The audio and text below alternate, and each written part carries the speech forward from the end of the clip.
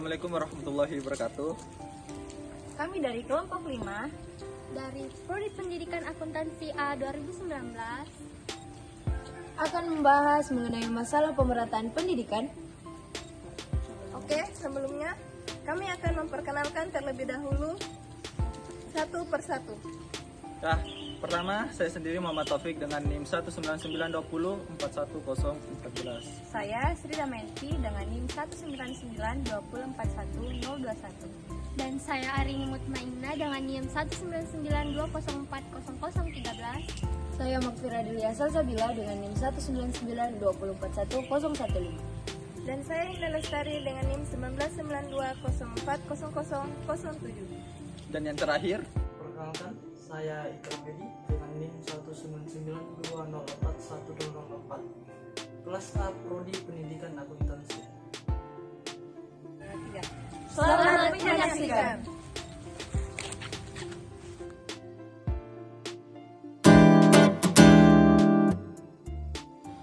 Pemerataan pendidikan menurut Kamus Besar Bahasa Indonesia atau KBBI itu kata pemerataan berasal dari kata rata yang berarti yang pertama ialah meliputi seluruh bagian, yang kedua adalah ke segala penjuru dan sama-sama memperoleh jumlah yang sama.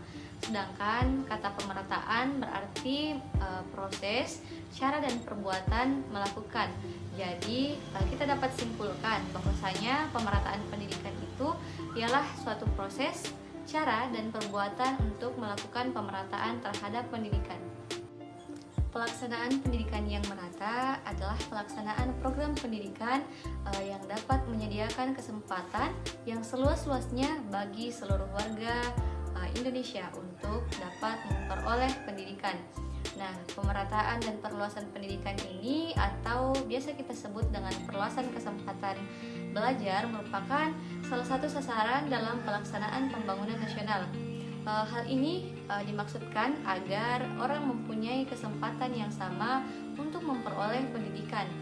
Kesempatan memperoleh pendidikan ini tidak dapat dibedakan menurut jenis kelamin, status sosial, agama maupun letak geografis. Menurut Menteri Pendidikan dan Kebudayaan, salah satu paradigma yang harus digeser ialah wajib belajar 9 tahun agar menjadi hak belajar 9 tahun. Masyarakat punya hak untuk menetaskan 9 tahun pendidikan. Kalau itu menjadi hak, maka negara harus menyiapkan seluruh sarana dan prasarana.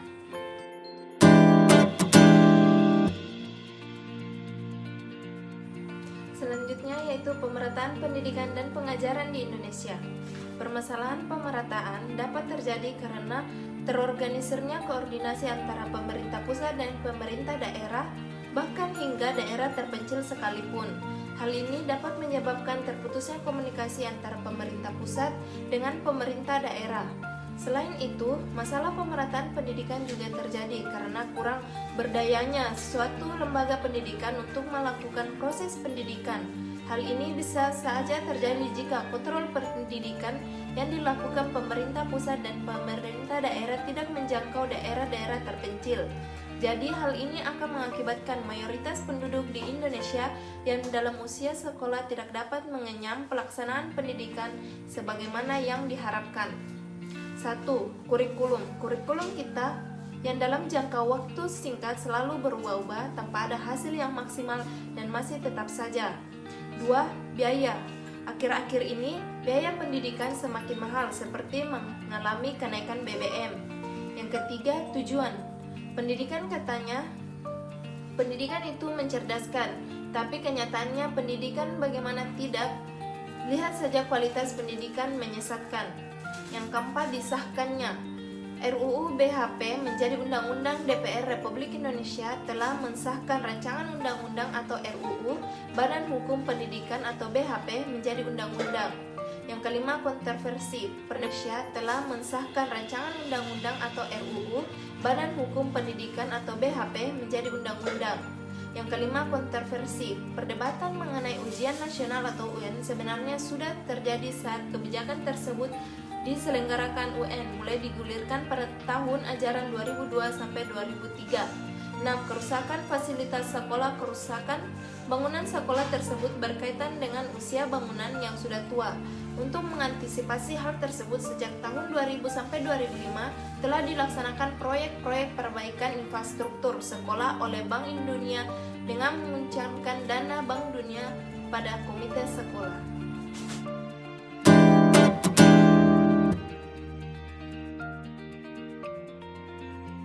Baiklah, saya akan membawakan materi faktor penyebab tidak meratanya pendidikan di Indonesia. Faktor penyebabnya antara lain adalah: yang pertama, letak geografisnya. Seperti yang kita ketahui bahwa Indonesia mempunyai wilayah yang sangat luas dan merupakan bentuk kepulauan dengan jumlah pulaunya yang lebih dari 1000 pulau. Tetapi karena belum adanya pemerataan penduduk, masih ada pulau yang kosong tak berpenghuni, atau pulau yang sangat luas tapi kepadatan penduduknya masih rendah. Tetapi ada juga pulau yang tidak terlalu besar dengan tingkat kepadatan penduduknya sangat padat. Hal ini terjadi karena Indonesia masih memusatkan seluruh pemerintahannya di suatu pulau, yaitu Pulau Jawa, sehingga pulau-pulau besar lainnya tidak begitu ramai. Karena semua pusat sistem pemerintahan negara ini ada di Pulau Jawa, maka pendidikan di Pulau Jawa pun tingkatnya lebih tinggi dibandingkan pulau-pulau lainnya. Seperti kebanyakan perguruan tinggi berkualitas seperti UI, ITB, UGM, ITS banyak terdapat di Pulau Jawa dibandingkan pulau lainnya.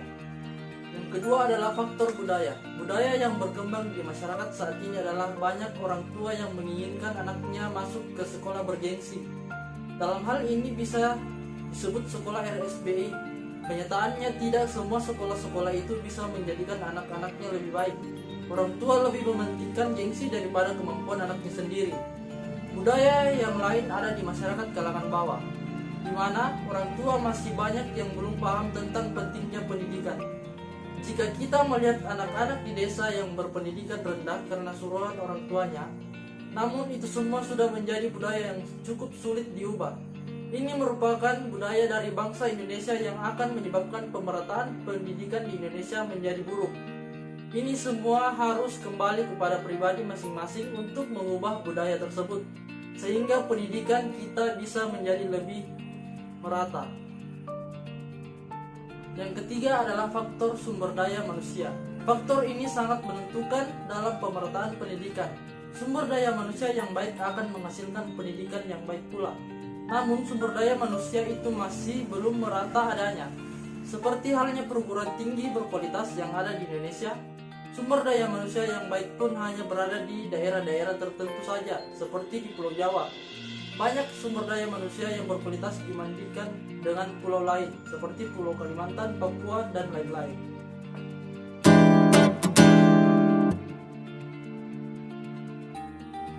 Baiklah, materi yang akan saya bahas mengenai pemerataan pendidikan masyarakat miskin dan terpencil di Indonesia.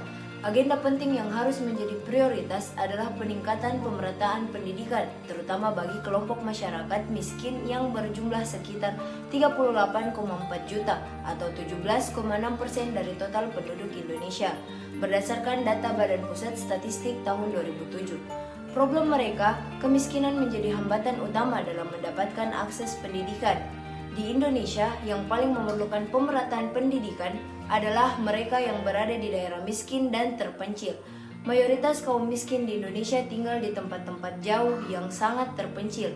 Mereka praktis kekurangan segalanya seperti fasilitas, alat-alat transportasi, dan komunikasi, di samping rendahnya pengetahuan mereka terhadap teknologi. Pemerataan pendidikan masyarakat miskin dan terpencil di Indonesia dapat dibagi menjadi dua. Yang pertama, pemerataan pendidikan formal, dan yang kedua, pemerataan pendidikan non-formal. Baiklah, saya akan membahas yang pertama, pemerataan pendidikan formal. Selama ini, yang bisa menikmati pendidikan tinggi adalah orang-orang yang berasal dari keluarga kelas menengah. Bagi orang-orang yang berasal dari kelas bawah atau keluarga miskin, mengalami kesulitan mendapatkan akses pendidikan tinggi dengan biaya yang mahal. Sekarang, pemerintah sudah mengeluarkan kebijakan yang mengarah kepada beasiswa seperti BOS atau Bantuan Operasional Sekolah, BKM, Bidik Misi. 2. Pemerataan pendidikan non-formal. Pada jalur pendidikan nonformal juga menghadapi permasalahan dalam hal perluasan dan pemerataan akses pendidikan bagi setiap warga. Sampai dengan tahun 2006, pendidikan nonformal yang berfungsi baik sebagai transisi dari dunia sekolah ke dunia kerja atau transition from school to work, maupun sebagai bentuk pendidikan sepanjang hayat belum dapat diakses secara luas oleh masyarakat. Pada saat yang sama, kesadaran masyarakat, khususnya yang berusia dewasa, untuk terus-menerus meningkatkan pengetahuan dan keterampilannya masih sangat rendah. Apalagi pendidikan nonformal pada umumnya membutuhkan biaya yang cukup mahal sehingga tidak dapat terjangkau oleh masyarakat menengah ke bawah.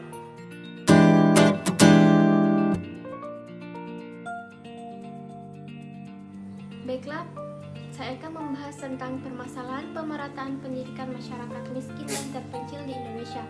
Kesempatan memperoleh pendidikan masih terbatas pada tingkat sekolah dasar.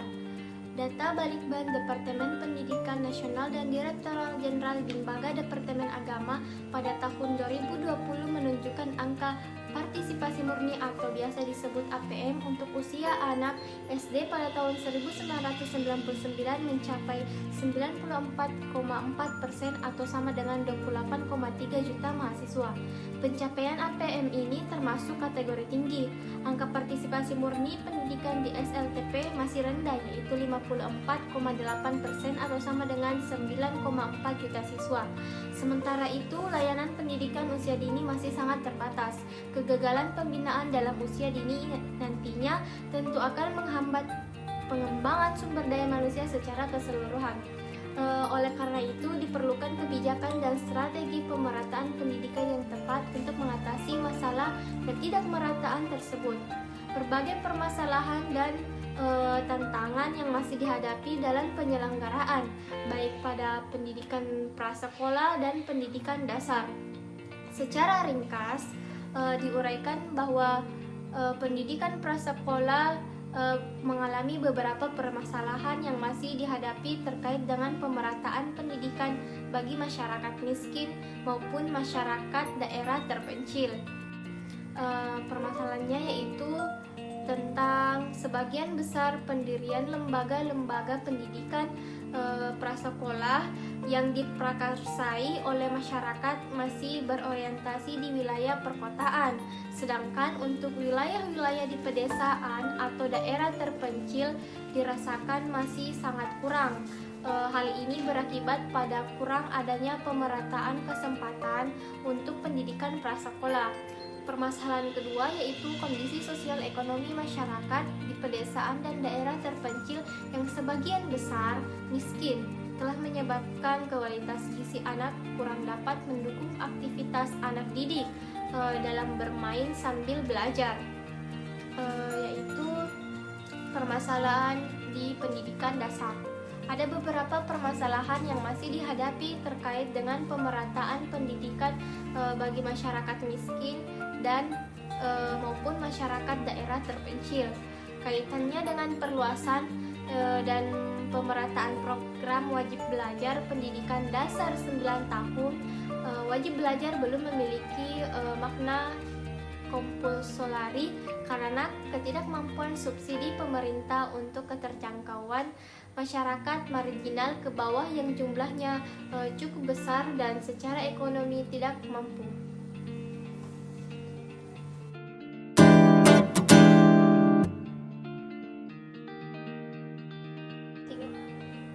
Solusi masalah pemerataan di Indonesia.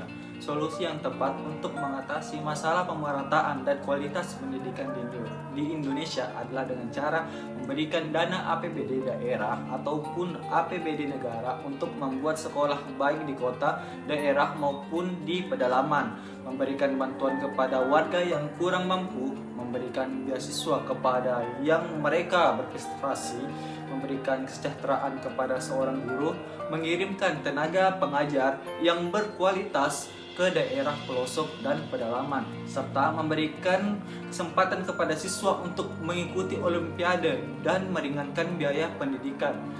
Semua solusi tersebut bertujuan untuk memberikan support untuk pemerintah, guru dan murid agar dapat bersekolah dan dapat mencerdaskan rakyat Indonesia itu sendiri, agar pendidikan di Indonesia tidak tertinggal dengan negara-negara tetangga.